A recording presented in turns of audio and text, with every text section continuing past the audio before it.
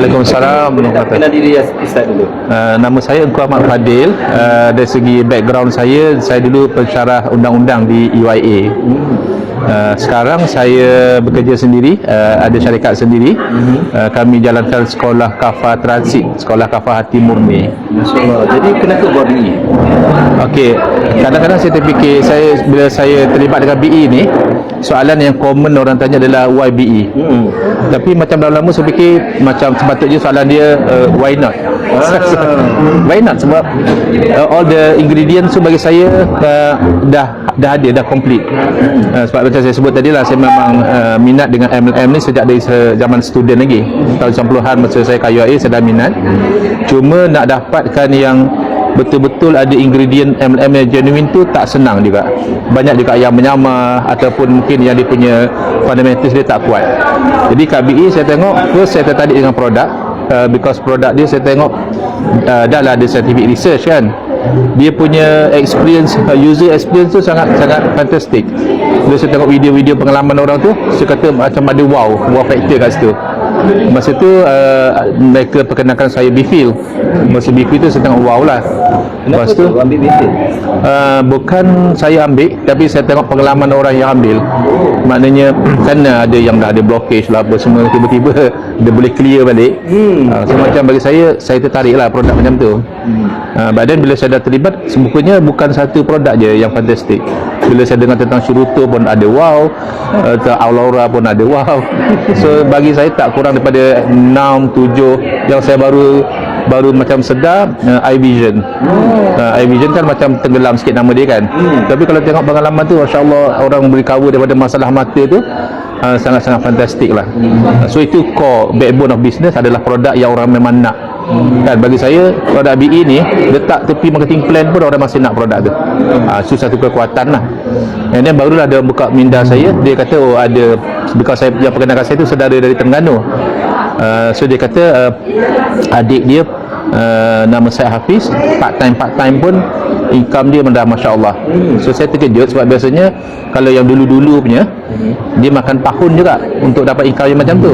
So dia kata within a few months saya call sendiri, saya nak dengar sendiri. So dia cerita dia memang tak ada background marketing, tapi sebab produk tu works, and then dia mula buka minda, and then dia grow. Within a few months dia dah grow macam tu dan pergi overseas, percuma dan sebagainya.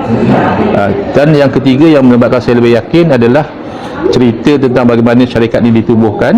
Katanya founder dulu pun dia adalah networker yang dah berjaya, tapi bila syarikat lama dia tu tukar kepada plan binary, so kita selalu associatekan binary ni lebih kepada money game sebenarnya. Kalau dalam MLM kita tak kata mesti, tapi usually kalau binary tu dia ada elemen mungkin overpay, mungkin dan sebagainya.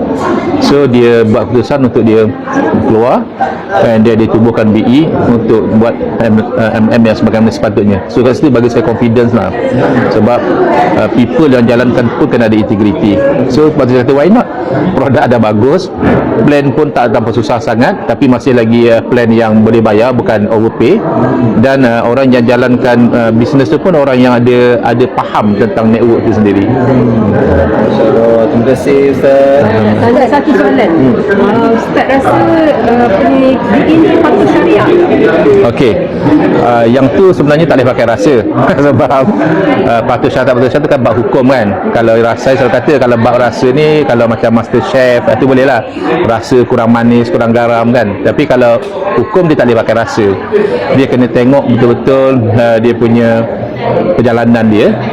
Dia ada panduan MLM patuh syariah oleh JAKIM. So, kalau kita boleh compare, ada tak yang melanggar. Kalau nak betul-betul, of course dia kena lantik panel syariah untuk run, tengok, buat check lah. Tapi sepintas lalu ada beberapa elemen yang menyebabkan tak patuh syariah. Saya tengok tak ada dekat BE benda-benda tu. Antaranya contohnya produk yang tak genuine. Dulu kan ada orang jual e-book lah, apa semua, orang tak nak pun, tapi because they want to play the plan, dia masuk juga. Ataupun dia markup pada harga yang tak munasabah.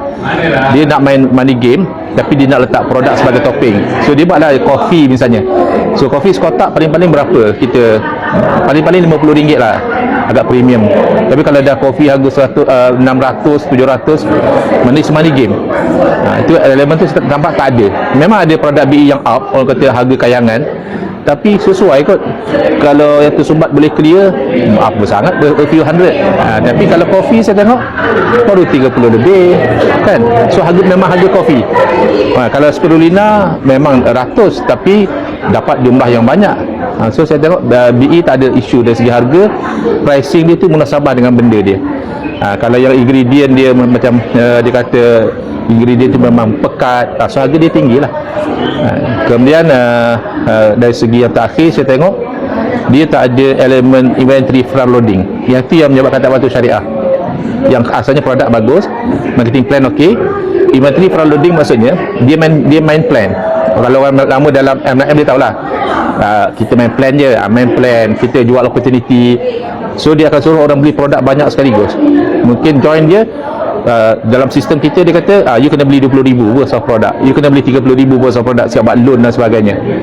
So memang cepat naik tapi tak genuine. Istilah dulu-dulu M&M dia kata produk simpan bawah katil. Tapi dekat BE saya tengok walaupun dia adakan juga combo, kalau kita beli banyak dapat diskaun, tapi combo tu logical. Mana orang tu dia ada masalah apa, dia kena ambil berapa sachet, dia perlu ambil berapa lama, so sesuai dengan keperluan dia, bukan semata-mata nak play the game. So setakat saya tengok, saya belum nampak yang melanggar syariah lah. Setakat ni ramai yang dah ada bisnes sendiri, tutup kedai sebab sendiri. Ustaz Oh, baik. Saya tak merancang untuk tutup kedai sebab bisnes kami bagi serve the community. Kita buat sekolah kafah transit, membantu parent nak uruskan anak-anak, so anak dia dapat mengaji agama. Cuma bagi saya minat dengan BE ni sebab dia ada potensi untuk kita dapat financial and time freedom. Kalau dalam bisnes konvensional, bagi saya okey, silakan. Saya tak memandang rendah lah kepada orang yang buat bisnes konvensional. Saya pun in that sense bisnes konvensional juga, tapi time dia tu lain. Kita kena spend a lot of time. Orang kata alah kau bos boleh lah, tapi bos kat rumah pun pening kepala juga kan, nak solvekan problem. Tapi dekat BE, most of the work BE dah buat. Yang jenis sakit kepala punya kerja tu BE dah buat. Set up company, dapatkan kelulusan, source of produk, bayar staff, beli apa tu, transport dan sebagainya, semua company dah buat. Kita buat satu je, buka mulut je. So bagi saya why not? Rugilah. Walaupun saya setakat ni mungkin belum betul-betul berjaya lah dalam BE, tapi saya nampak insya-Allah kalau kita buat, sooner or later kita akan dapat.